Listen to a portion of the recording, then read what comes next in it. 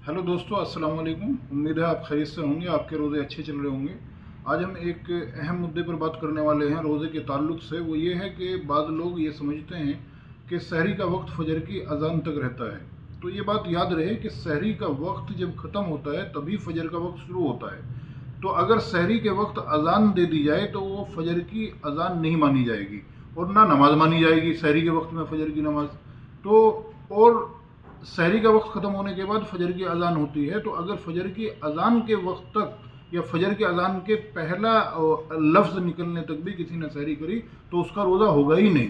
तो इसलिए दोनों चीज़ें अलग अलग हैं। सहरी का वक्त ख़त्म होने के बाद ही फजर का वक्त शुरू होता है, ये बात याद रहे। बाद लोग ये भी समझते हैं कि सुबह जब सहरी करते हैं, बाद लोगों को पूरी रात तो जो है वो जगने की आदत होती है, तो वो ये समझते हैं कि रात में हम पूरी रात जगें और सुबह सहरी करके नमाज़ पढ़ के फ़ौरन सो जाएं। तो जब वो सहरी कर लेते हैं, जिस भी वक्त सहरी कर लेते हैं, वो उसी वक्त सो जाते हैं।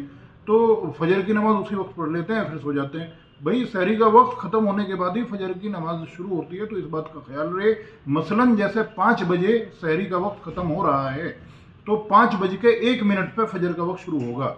तो 5 बजकर 1 मिनट पर आप फजर पढ़ सकते हैं, तभी नमाज मानी जाएगी फजर की, तभी अजान मानी जाएगी और उससे पहले ही सहरी मानी जाएगी। इसलिए जो रमज़ान के कैलेंडर है उसमें ख़त्म सहरी का वक्त जो दिया हुआ है, या कहीं कहीं पर जहाँ पर ऐलान करते हैं सहरी के वक्त ख़त्म पर, वहाँ 1-2 मिनट के एहतियात से ऐलान होता है। कैलेंडर्स में भी 1-2 मिनट का एहतियात यानी 1-2 मिनट पहले का टाइम लिखा रहता है, तो उसी वक्त खाना छोड़ दें अगर आप अपना रोज़ा महफूज रखना चाहते हैं, अपने रोज़े को ख़तरे में डालना नहीं चाहते हैं।